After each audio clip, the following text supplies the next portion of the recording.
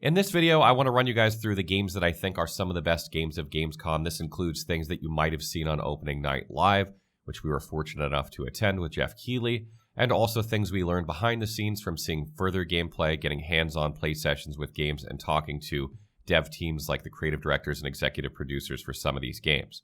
Not all of these are RPGs. Some of these are outside that house. But in this video, I just kind of want to show you guys the games that should be on your radar after Gamescom. If you weren't able to keep up with the Gamescom coverage, then this is a great way for you to get that information without having to scour the internet. The first game on my list is Warhammer 40k Rogue Trader. This is being developed by Owlcat, the same people that made Pathfinder Kingmaker and Pathfinder Wrath of the Righteous. And this game looks absolutely phenomenal. Obviously, I'm very intrigued about this title because I'm a fan of Pathfinder Kingmaker and Pathfinder Wrath of the Righteous. But what I wasn't expecting was to see something that blew me away more than every other game at the show, practically. Kingmaker and Wrath of the Righteous are both very, very good CRPGs, and if you haven't played them, I highly recommend that you do. But there are issues with those games in terms of the complexity. They are far more complex than games like Divinity Original Sin 2 or Baldur's Gate 3. And also, they've had some difficulty with bugs and load times and things like that at launch. So these games, typically when they've launched, haven't probably appealed to as wide of an audience as someone like Larian Studios. What really drew me in is the turn-based combat. This is a big departure from Pathfinder Kingmaker and Pathfinder Wrath of the Righteous, where the real-time with pause combat was kind of the primary means of playing. And then with Wrath of the Righteous, they sort of developed a turn-based mode, which is probably less used, although I'm sure some people used it like myself. But the turn-based combat in Rogue Trader looks absolutely insane. What I really like about this combat is not only does it remind me of XCOM in the sense that you have move, you have an attack, and you have a cover system, but you also have action points you can use your abilities with during your turn, which is something akin to Divinity Original Sin 2.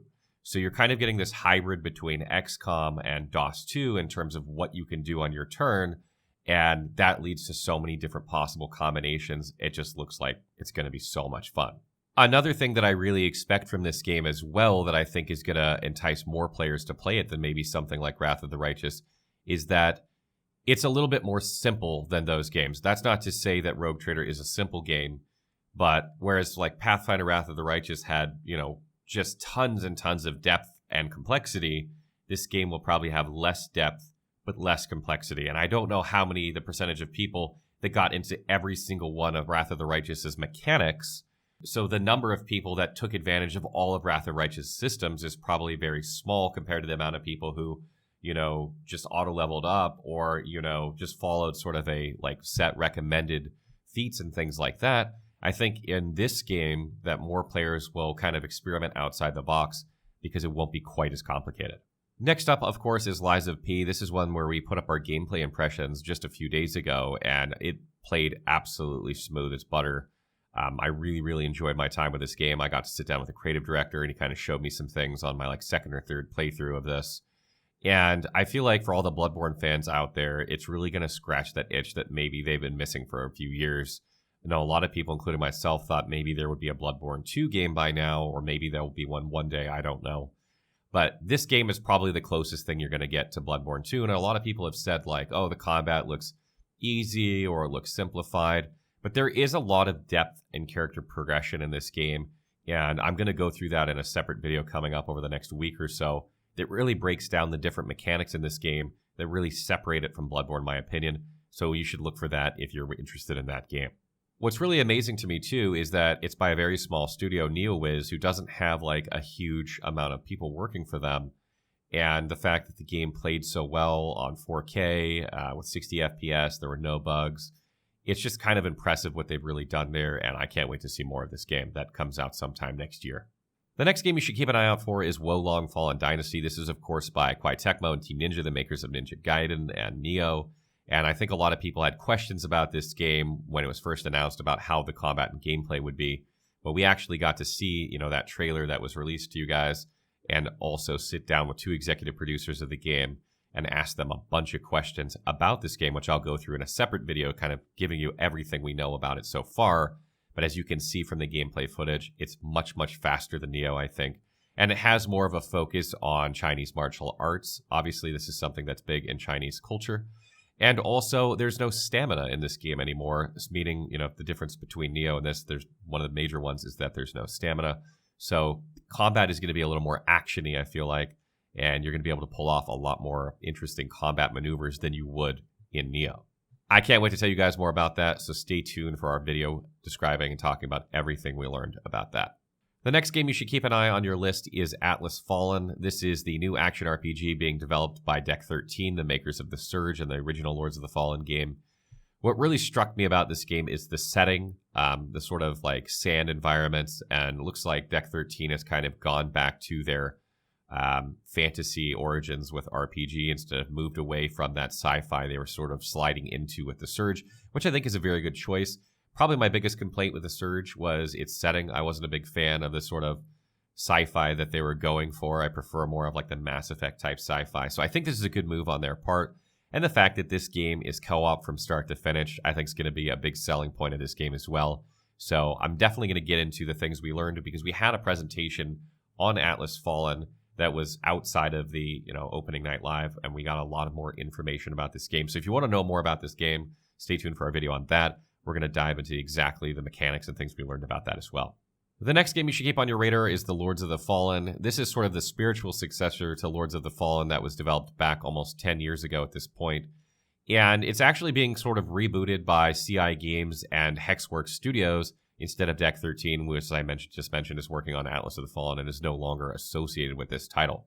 We actually published a video about this last week or so that kind of went over everything we learned. For instance, the game is going to be about 5 times the size of the original Lords of the Fallen game, and it's going to be co-op the entire way, and it's going to be running on Unreal Engine 5, which is fantastic. Graphically, Lords of the Fallen, the original title, when it launched on PS4 and Xbox, looked amazing graphically. So I expect nothing less here from this game.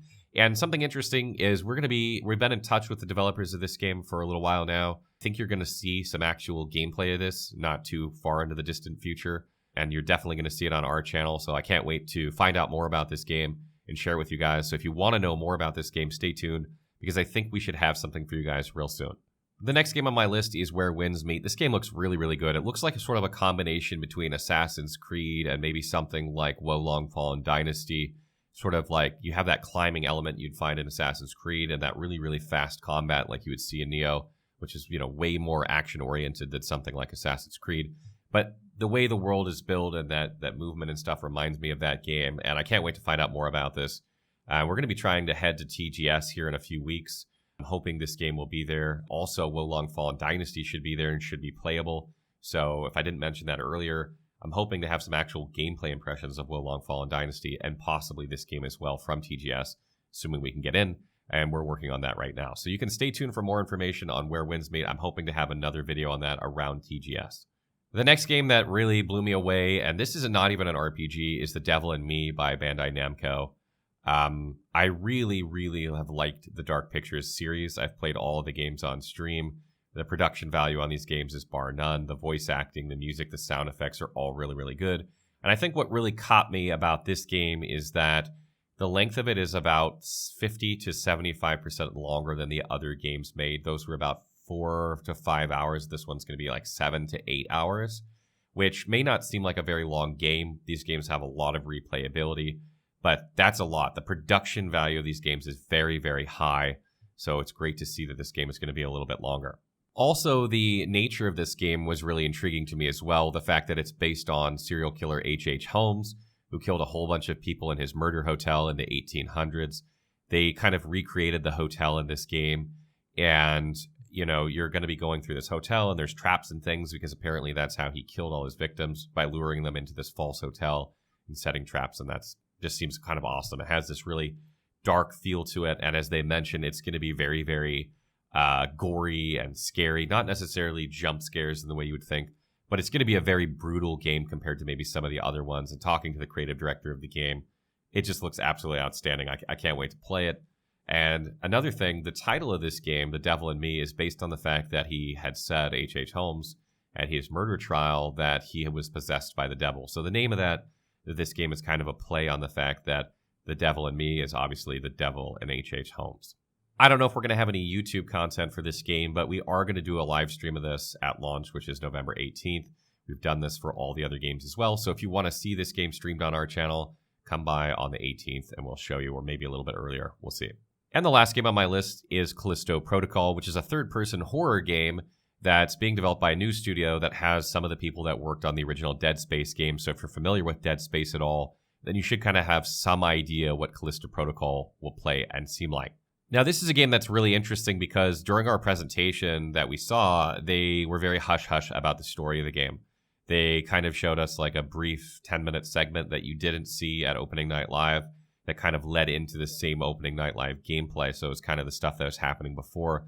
But it was really hard to get a sense of what the story of this game is, why he is where he is, what's happening there. So we don't really get a really good sense of that. But the gameplay looks incredible. The graphics absolutely gorgeous.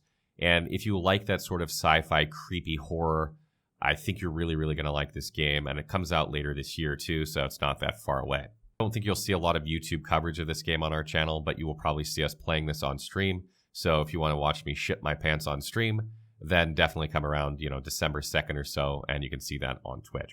Those are the games that really spoke to me at Gamescom this year. There are a lot of great games at Gamescom. Honestly, considering that this thing hasn't happened in a couple years, I wasn't sure what to expect.